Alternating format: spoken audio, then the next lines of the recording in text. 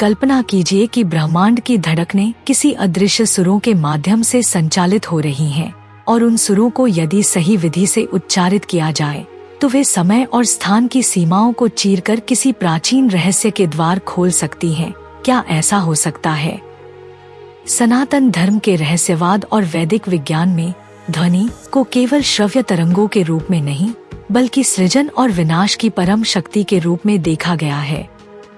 ओम, गायत्री मंत्र, महामृत्युंजय मंत्र, ये केवल आध्यात्मिक जप नहीं थे, बल्कि ऊर्जा के वे सूक्ष्म द्वार थे जिनके द्वारा ऋषिमुनि समय की परतों को भेदते थे। वेदों और उपनिषदों में ध्वनि को नाद ब्रह्मा कहा गया है, जिसका अर्थ है ध्वनि ही ब्रह्मा है। यह विचार की ध्वनि स्वयं सृष्टि का आधार है आज के क्वांटम फिजिक्स के स्ट्रिंग थ्योरी से मिलती जुलती है, जहां सभी पदार्थ कंपनशील ऊर्जा के रूप में मौजूद हैं। यदि प्रत्येक वस्तु, प्रत्येक मन, प्रत्येक आत्मा ध्वनि के विशेष पैटर्न पर आधारित हो, तो क्या किसी विशिष्ट मंत्र का उच्चारण उस ब्रह्मांडीय कोड को सक्रिय कर सकता है जो समय के प्रवाह को मोड़ सके? ऋग्वेद में वर्णित ब्राह्मी शक्ति को ब्रह्मा की वाणी माना गया है, जिससे सृष्टि की उत्पत्ति हुई। यह शक्ति स्थूल नहीं, सूक्ष्म है, जो केवल तप, ध्यान और मंत्र सिद्धि के द्वारा प्राप्त की जा सकती है। कई ग्रंथों में उल्लेख है कि ऋषि अपने ध्यान के चरम पर एक ऐसी स्थिति में पहुंचते थे जहां वे भूत, भविष्य और वर्तमान को एक साथ देख सकते थे। इसे त्रिकालदर्शिता कहा गया है। त्रिकालदर्शिता केवल मानसिक क्षमता नहीं थी, यह एक ध्वनिसक्रिय अवस्था थी, जहां विशेष बीज मंत्रों द्वारा मस्तिष्क की उन कोशिकाओं को जागृत किया जाता था जो सामान्य मानव में सुप्त रहती हैं। वैज्ञानिक दृष्टिकोण से मस्तिष्क में पीनियल ग्रंथि को तीसरी आंख कहा गया है, और यह ग्रंथि ध्वनि और प्रकाश के प्रति अत्यंत संवेदनशील होती है। वैदिक साधना में जब मंत्रों की ध्वनि पीनियल ग्रंथि को सक्रिय करती है, तो साधक समय और अंतरिक्ष की धारणा से मुक्त हो जाता है। भविष्य पुराण, योग वशिष्ठ और शिव संहिता जैसे ग्रंथों में वर्णन मिलता है कि उच्च साधकों ने काल विवर्तन यानी टाइम ट्रेवल जैसी अवस्थाओं का अनुभव किया। शिव जी द्वारा दिए गए मंत्रों में विशेष ध्वनि स्फोट होते हैं जो चेतना के आयाम को बदल सकते हैं। क्या यह संभव है कि वे मंत्र एक प्रकार का फ्रीक्वेंसी कोड हों जो हमारे मस्तिष्क और चेतना को ब्रह्मांडीय समय के द्वार से जोड़ते हों? आधुनिक विज्ञान भी अब स्वीकार करता है कि साउंड वेव्स के पास रेजोनेंस और हार्मोनिक्स के माध्यम से पदार्थ को प्रभावित करने की क्षमता होती है। यदि ध्वनि से ग्लास टूट सकता है, तो क्या चेतना भी बदल सकती है? सिद्ध योगियों की कथाओं में वर्णन आता है कि उन्होंने अखंड समाधि के माध्यम से न केवल आयाम बदले, बल्कि अपने शरीर को एक कालखंड से दूसरे कालखंड में स्थानांतरित भी किया।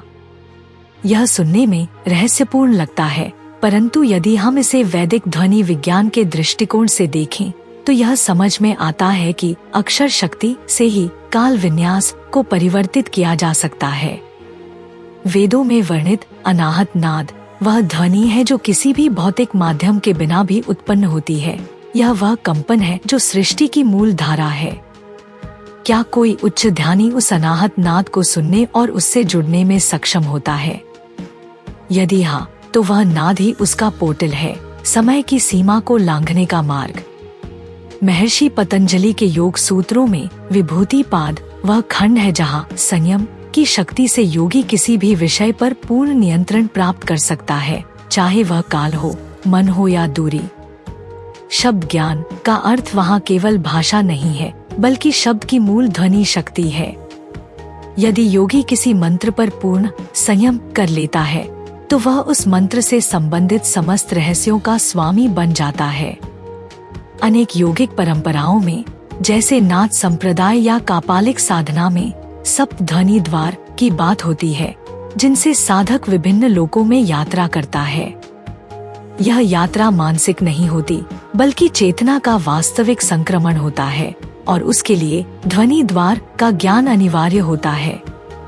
आधुनिक विज्ञान में भी यह विचार उठने लगा है कि यदि ब्रह्मांड ऊर्जा और फ्रीक्वेंसी से बना है, तो हम ध्वनि और तरंगों के माध्यम से स्पेस टाइम फैब्रिक को मोड़ सकते हैं।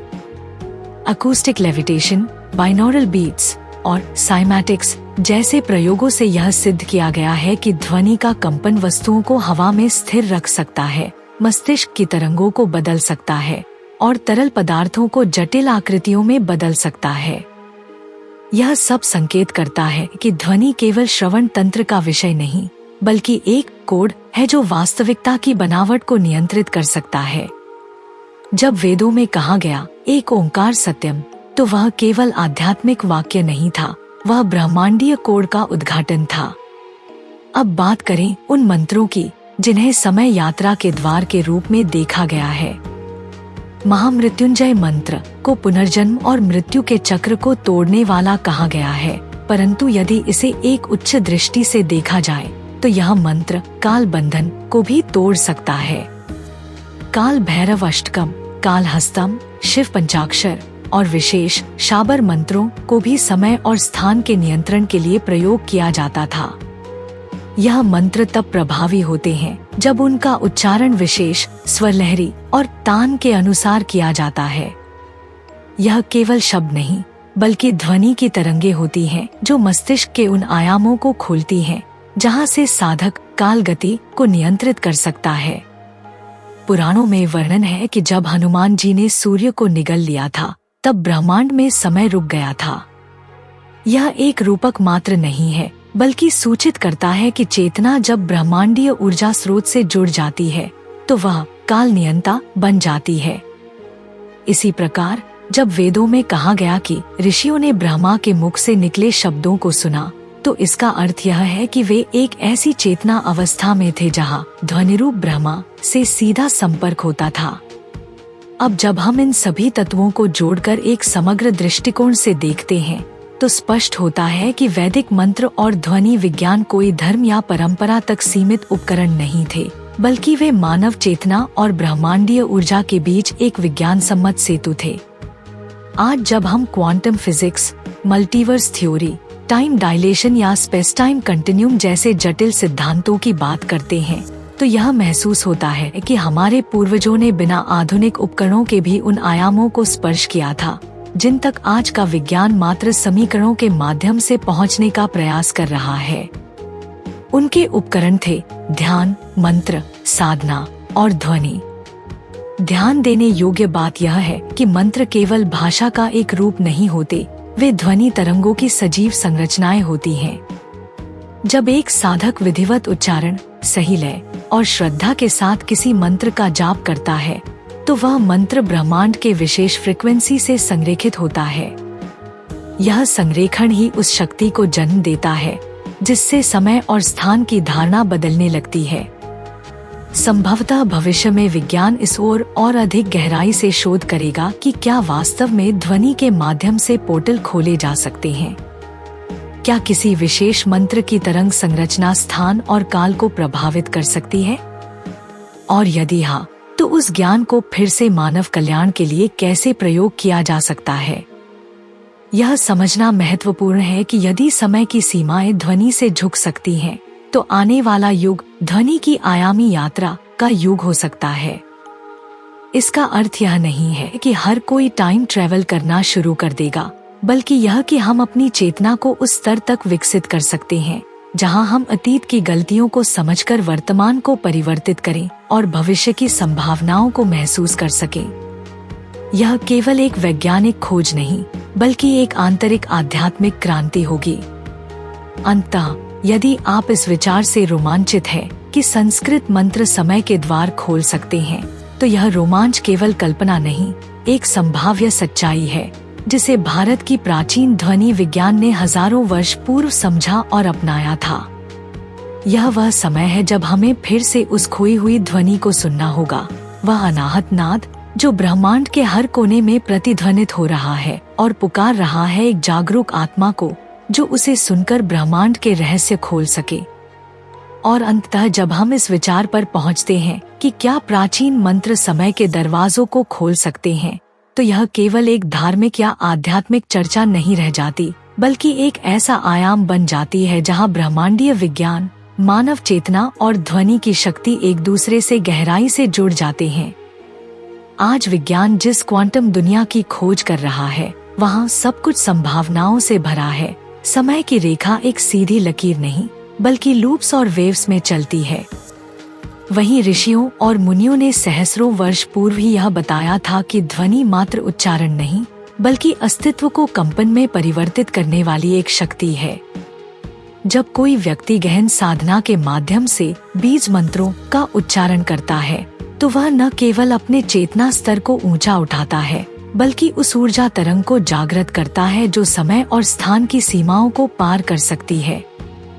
यही वह रहस्य है जिसे काल विवर्तन यानी टाइम बेंडिंग कहा गया है। वैदिक ग्रंथों में अहम ब्रह्मास्मि जैसे उद्घोष मात्र भावनात्मक वक्तव्य नहीं थे, वे चेतना के पूर्ण विकास की घोषणा थे।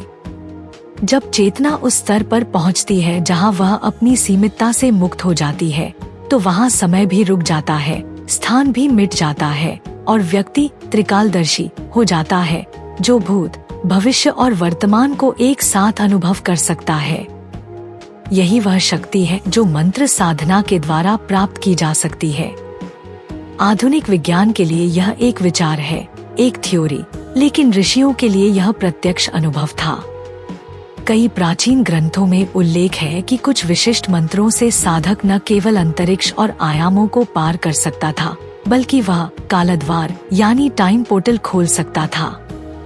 उदाहरण के लिए शिव पुराण और स्कंद पुराण में वर्णित है कि भगवान शिव ने रुद्र मंत्रों के माध्यम से अपने अनुयायियों को ऐसे रहस्यों का ज्ञान कराया जिससे वे भौतिक सीमाओं को लांघ सके।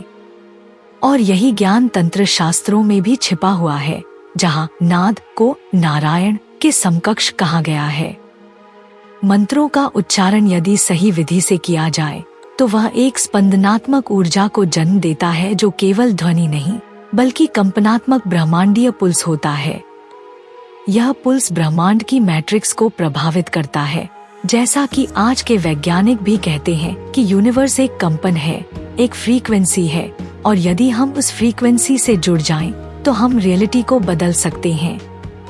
इसीलिए जब हम प्राचीन ऋषियों के बताए मंत्रों की शक्ति को समझने का प्रयास करते हैं, तो हमें यह समझना होगा कि यह विज्ञान चेतना का विज्ञान है, कंपन का विज्ञान है और समय को मोड़ने वाली उस शक्ति का विज्ञान है जिसे आज की भाषा में हम साउंड बेस्ड क्वांटम मैकेनिक्स कह सकते हैं। भविष्य में हो सकता है कि विज्ञान मंत्रों के प्रयोग से टाइम ट्रेवल की खोज करे, लेकिन उस खोज की जड़ें कहीं न कहीं वैदिक ध्वनि विज्ञान में ही मिलेंगी। यही कारण है कि नासा जैसे संस्थान भी संस्कृत को सबसे सटीक कंप्यूटर भाषा मानते हैं, क्योंकि उसकी ध्वनि संरचना कंपन आधारित है। हमारे लिए यह अब समय है कि हम अपने वैदिक ज्ञान को सिर्फ पूजा पाठ की सीमा से बाहर निकालें और उसकी ऊर्जा और वैज्ञानिक पहलुओं को दुनिया के सामने रखें। क्योंकि जब हम मंत्रों की शक्ति को आत्मसात करते हैं, तो हम न केवल आध्यात्मिक रूप से विकसित होते हैं, बल्कि हम ब्रह्मांडीय चेतना से जुड़ने की दिशा में भी एक कदम आगे बढ़ते हैं। और तब जब हमारा मन, शरीर और आत्मा एक निश्चित कंपन में समाहित हो जाते हैं, तो वह व्यक्ति केवल इस लोक का नहीं रह जाता, वह काल के पार का अनुभव करने लगता है। यही है मंत्रों की सच्ची शक्ति, यही है वैदिक विज्ञान का अगोचर रहस्य, और यही है वह मार्ग जिससे समय के द्वार खुलते हैं।